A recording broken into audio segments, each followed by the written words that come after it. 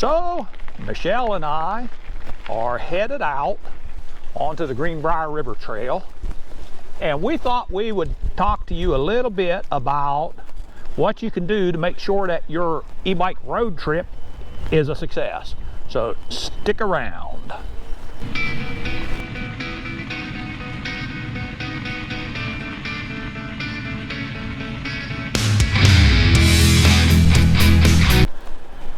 Well, hello again, Internet. Welcome back to the channel. Yes, sir, we are headed out on the Greenbrier River Trail, and this has been, how many days have we been on our little road trip here, Michelle? Well, we left on Wednesday. We were supposed to leave on Thursday, but we were like, let's leave a day early. So we spent part of Wednesday afternoon and Thursday morning in Lynchburg, Virginia, and then we got to the Greenbrier River Trail on Thursday afternoon. Okay. And here we are again. Now, what's this something up here? Is this just a light post, or is this something railroady? Don't know. Looks like a railroad thing. That's going to be actually, this is a water tower. Oh, nice. Wow. Look at that. Nice. Oh, well, we got to get a picture of that, of course. Yes. Now, Blaine, let me ask you something. Okay. Looking up at that water tower, are those 1, 2, 3, 4, 5 through 15? What exactly is that? Is that like... That's going to be your water level. Gotcha. And you see the black dot in the middle? Yeah. That's going to be where the level is. I don't know if you can, I know you can't see it on the film, but you may be able to, Michelle, you could probably see there is you see how that dot is actually hanging? Hanging? Yeah, that black part in there is actually hanging. Okay. All right, that has got a float inside of it, and that gives you the water level.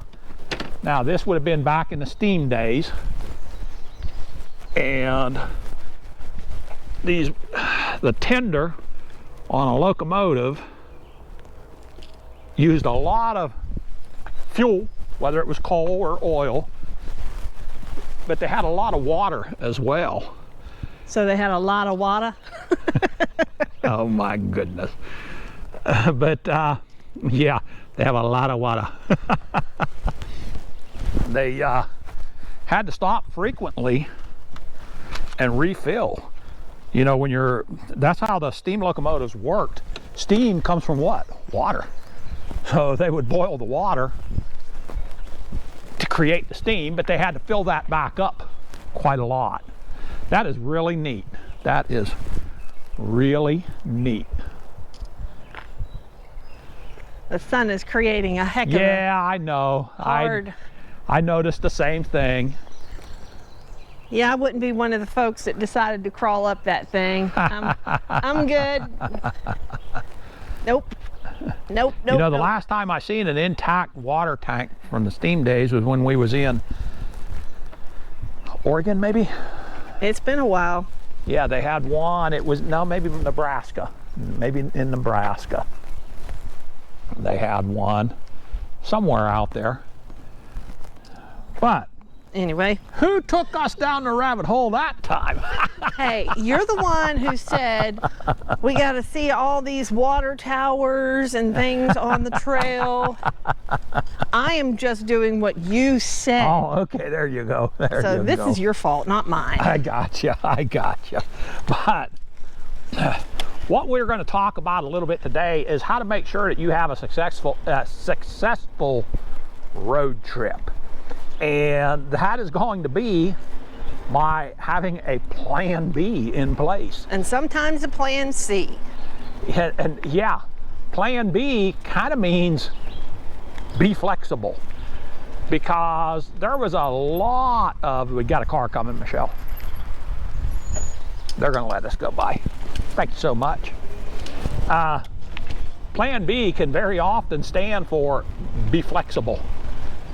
And plan C would be possibly plan crap. When plan A and plan B go to crap, go to plan C, plan crap. Okay. So now that you got my brain kind of crumbling, let's talk about, you know what, this particular trip in general. We're going to talk a little bit about what went on this trip that wasn't completely as we planned it, but at the same time we always had a plan B in mind. So yeah, it's not completely what we planned to do as a first priority, but we had it set up as a second and third priorities as well. So I don't know, Michelle, what do you think the first thing that happened that wasn't necessarily what we expected? What do you think that would have been on this trip? Oh man, I don't even remember, to be honest with you. Well, I can tell you one of the things. Look at this beautiful Greenbrier River down over here. Up. Well, you know what? The Greenbrier River pales as far as the beauty of it to what come into that frame. That was good. All right, what do you remember, dude? Okay, one of the first things that I remember was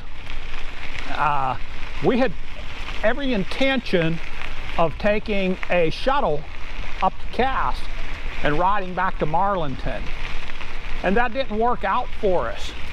The reason it didn't work out is we found out later, and we let this go. We didn't book a shuttle. They're about $150, something along those lines. Yeah, and we called 3 different ones and they all told us the same thing. Yeah, and so we found out when we got up here, you had to book them in advance. At least a day in advance. And the reason we decided to wait was because they were talking for some major ugly weather, and I don't want to lay down $150 in cash just to be told, well, it's raining, but you still have to pay us. Yeah, so what we did instead of doing that was we drove up to Clover Lick, went to their depot, and then you've probably seen that video. I'm not sure if that one will come out first or if this one will come out first, but that video, we went ahead and got out, and that's when we went down. I think we went as far as Sharps Tunnel. This ride here, we're going from Marlinton north. We might make it all the way up Sharps Tunnel. I'm not sure if we will or we won't. We're just out for a ride on a beautiful day, and so we have no real destination as to where we're going. So, you know, it really did not bother us that we did not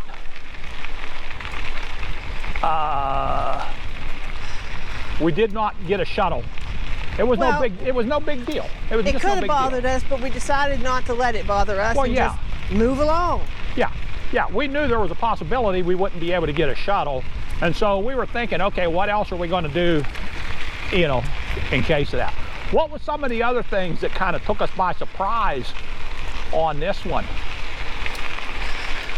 Well, when we got up to Cass. Yeah, that was a little bit of an oversight on our part. Up at Cass, that place was packed, and there's another deer on the trail down there. Now surely this one is going to hop off of the trail. We had yesterday, and I wasn't able to get it filmed. We followed a deer and its baby. No, we didn't follow it. It wouldn't get off the trail. Yeah, it wouldn't get off the trail. It even turned around and come after us to kind of protect its baby, so we backed off a little bit further. It just wouldn't get off the trail. Here's another one that doesn't want to get into the woods. You know, them Bigfoots are around here, and they don't want to get too far off into the woods. They don't want to get too far off into the woods because them Bigfoot might get them. Yeah, he's darted himself on down there and went to the river. But yeah, they had what's called their parade of steam. Now, the Cass is a town that they've got the Cass Scenic Railway, and they've got some very historical locomotives up there. It's a scenic railway.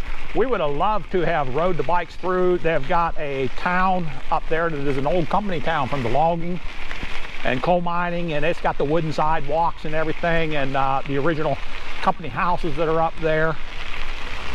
And then they've got their, you know, little gift shop, and they've got a little bit of, you can see a little bit of the railroad, but a lot of it you can't see until you purchase a ticket to get in. But but that place was packed because they have their parade of steam going on that particular weekend, and we just never really realized that that was going to be going on this weekend. So to ride a bike around there just wasn't feasible. Yeah, it wasn't feasible at all. You know what? What? Look at this doggone river, man. I'm going to get off here because I don't know how much. It's very difficult to see this river a lot of times as far as with the camera to where you can really see. Now, when you're here in person, it is doggone beautiful and you can see it through the trees. But I don't want to do that to you guys. Say, ooh, look how beautiful, look how beautiful. You can't see it. Well, I also wouldn't recommend wanting to canoe down it because it's pretty shallow.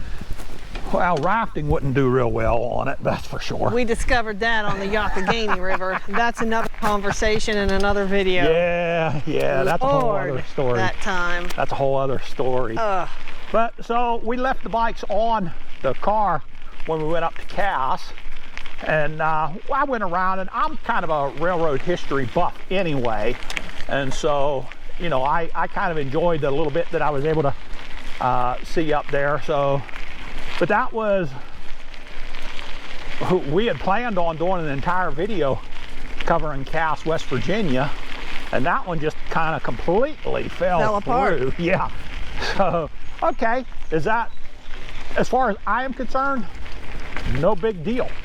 No big deal. I'm not going to concern myself with that. So, what else? The next one. Might there be, Michelle, that Green came Bank. Green Bank. You know, yeah, we could talk about Green Bank. We're going to talk about another one that kind of took us by surprise a little bit. But okay, tell everybody about Green Bank. What went on up there, Michelle? Well, that was one that you really wanted to see. In my research on Green Bank, it did say that it's a no signal zone, so you're not allowed to, you know, have. I assumed, again, you know what that assuming does, but I thought it meant like you couldn't make phone calls or anything like that, but it's not that. It's way more than that. And so when we get there, we're thinking that we can probably take our... And we also, I don't mean to interrupt, but we also had figured we were going to ride the bikes around the entire area because they've got a tremendous amount of them telescopes. You might have seen maybe some shorts that we put out showing the one major one there. It was way in the background because you're not allowed to film up close to it. But we had figured we were going to ride the bikes around that entire complex. Yeah, so, exactly. Yeah. So and strangely enough, when we get there, you know, there's a lady walking across the road, and I thought, well, she looks like she works here, so I'm going to make sure we're allowed to, you know, we're allowed to be where we're going to be and be where we want to be. And suspiciously, she told us, well, you can ride your bikes all the way around this place. Yeah, feel free. Go right through them gates and ride your bikes all the way around there. Yeah, and tell them what was on those gates, Blaine. Well, on the gates it said no government property, no unauthorized person to go beyond this point. So I'm not 100% sure we could have went through that gate that she said per se. But she also said after she said you can ride your bikes, what else was it that she said? Then she dropped the bomb on us and said, no electronic of any kind. It means no cell phones, no not even turned on. Yeah, not even turned on, no electrical, no nothing. No GoPro. That would be a no-no. I mean, and which meant no e-bike batteries, dude. Yes. Keep it in mind, we were in West Virginia. Yeah, West Virginia is full of mountains, Which means full of hills. So, we didn't get up close and personal real far with the e-bikes. With no we went batteries down a in little them. ways and got a, but even then we couldn't take a picture. Yeah, yeah. So it was bad enough that we couldn't take you guys along with us for the ride, but we couldn't take our batteries along. So it was a pretty tough ride. Well, and it was a very short ride. Yeah, we didn't go too far down because going to it was pretty easy. But boy, getting back from it, it was up a pretty steep hill. It just reconfirms the fact that I don't want regular bikes. It's e-bike or no bike.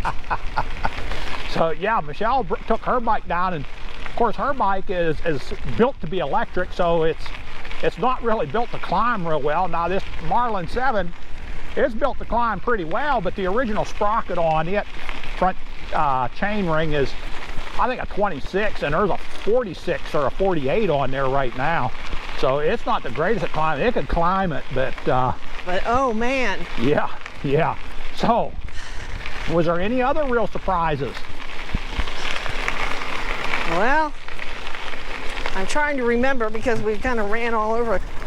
You were obviously allergic to something in the air. Well, yeah, I've had a very, very difficult time breathing here, but that's not something that, you know, you're going to be able to plan away from. Right.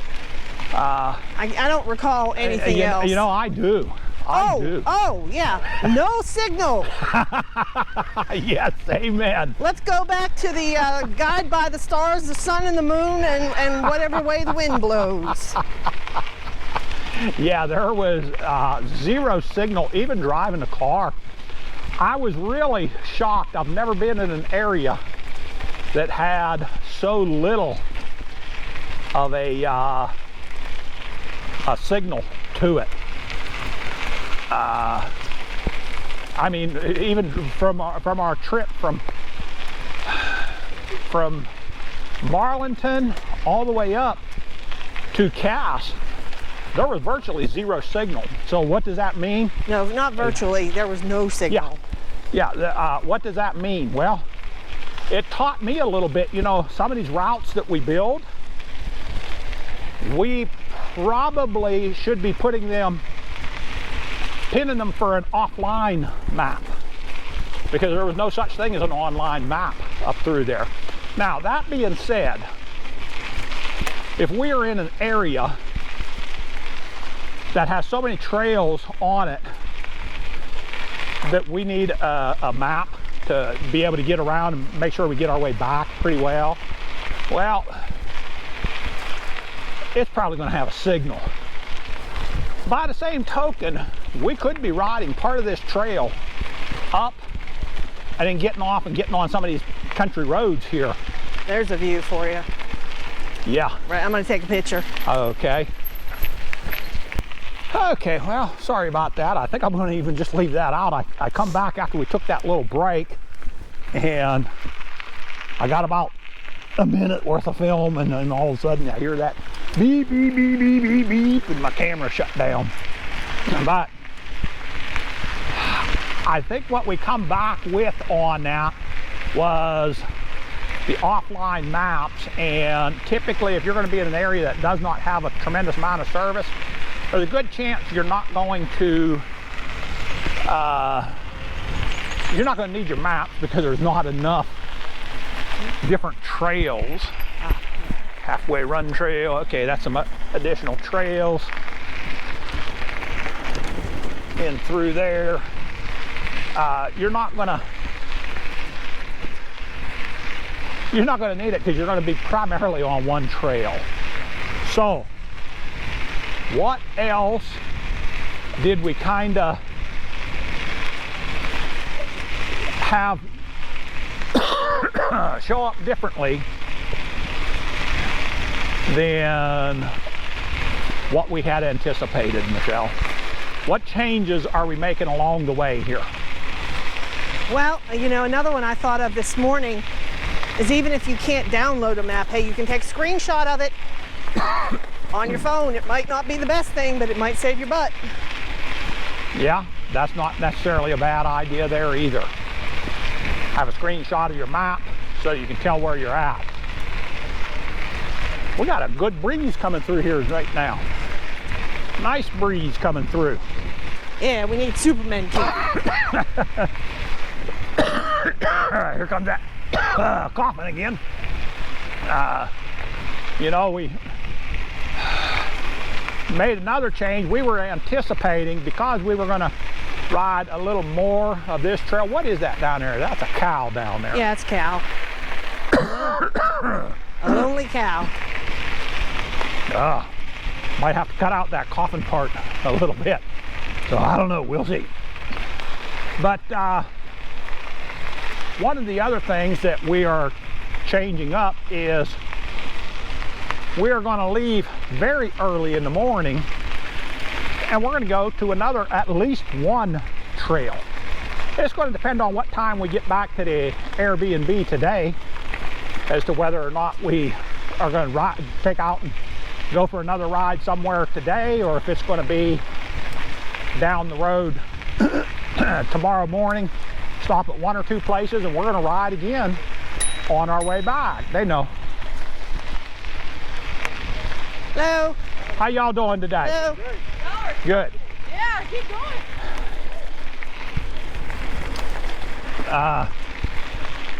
We're cooking, Blaine. Do what? We're cooking. Yeah, you're rolling along there pretty quick.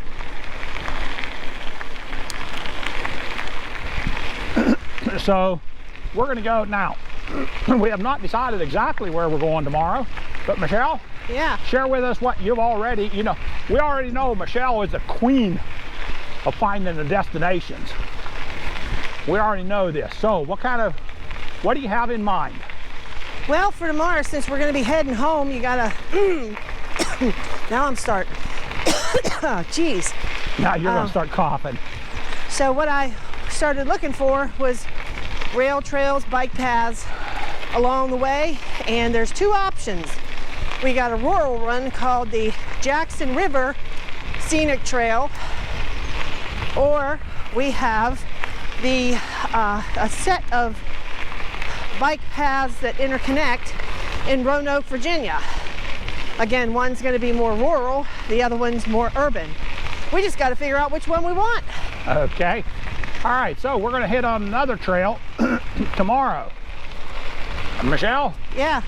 Is that going to pretty much wrap it up for having a plan B on our road trips? Yeah, be flexible. Be flexible. And we've been really trying to stay as flexible as we can be on all of these things. And you know what turns out great about it is we're not going to let something that happens bring us down. You know, if something happens, we're just going to go on and go to our plan B. We're going to be flexible. And you know why that is, don't you? Why is that? Because you're spending your hard-earned money, and you're not spending your hard-earned money to be in a bad mood. Well, that's exactly right. That's exactly right. All right, so I think that's going to wrap it up for this one, guys. Yeah, Michelle? Yeah? I think we're good on this one. What do you think? I think so. My goodness. This is just great. All right, so from right up here in wild West Virginia, it is Southern E-Biker and This is Southern E-Biker. And we're going to tell them what, Michelle? Stay safe. God bless. And keep the wheels turning. Once again, we're out. We're out.